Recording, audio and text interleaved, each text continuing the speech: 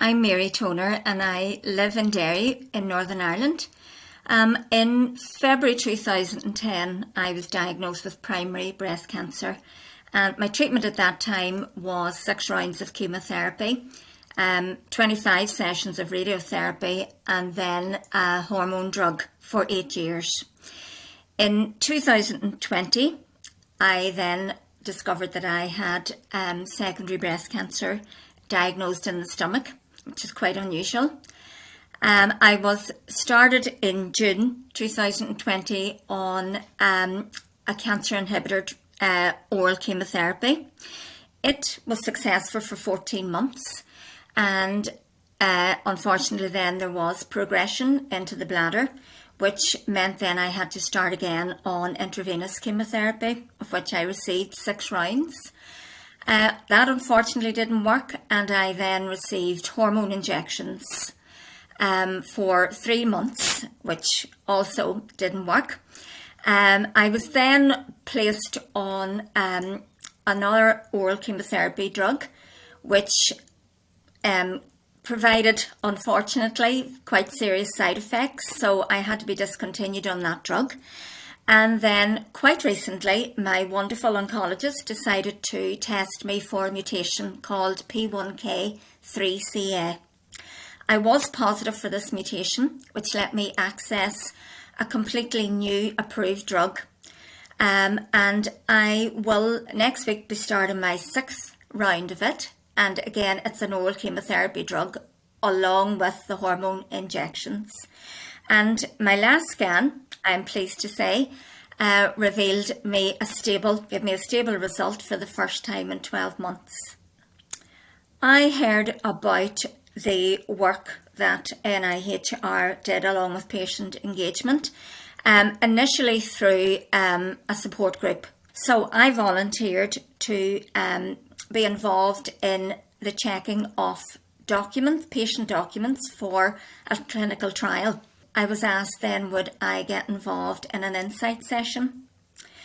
The insight session that I was involved in was an online session. So again, excellent, because it made it accessible to a greater range of people. And it involved 5 cancer patients, all at different stages. So from that, I was able to get perspectives from a range of people, all with different ideas and different suggestions. Also engaged in that and leading it were representatives from NIHR and also the pharmaceutical company. I was motivated to take part because of my own personal situation, in that I was working my way through treatment after treatment, hopping from one to the other, and I wanted to become more knowledgeable on what else was available to me. I also believed that clinical trials and clinical research was going to possibly be my answer ahead, because my treatments weren't working at that stage. Also, I'm very, very passionate about the patients having a say in research, in the treatments that are evolving. And most importantly, because I have a daughter, I wanted to make sure that she and all the other women that are coming ahead don't have the worry and the stress and the anxiety of limited treatments. I think it's really important for the researchers to hear the patient voice, because whilst they're heavily involved in producing an end treatment or a new innovation, it's really, really important to hear from the patient, number one, what their concerns are, and number two, what it's actually like living on the drugs that have been put forward, what the actual side effects are, and how it affects day-to-day living.